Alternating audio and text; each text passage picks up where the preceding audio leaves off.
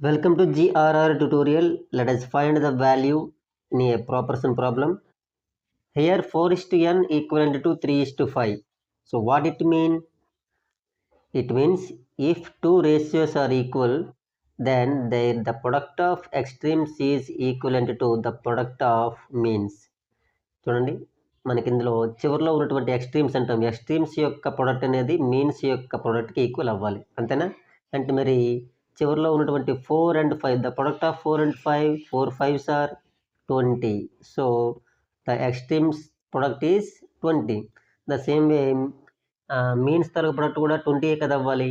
మరి అంటే మీన్స్ మధ్యలో మనకి ఎవరెవరు ఉన్నారు? n into 3. ఇట్ మీన్స్ 3ని ఎవరితో ఇంటూ చేస్తే దాని వాల్యూ అనేది 20 వస్తుంది అని అర్థం అనమాట. ఇప్పుడు మనకి ఆప్షన్స్ తీసుకుందామా? First for example 20/3. If we take 20/3, so here 3 cancels 3.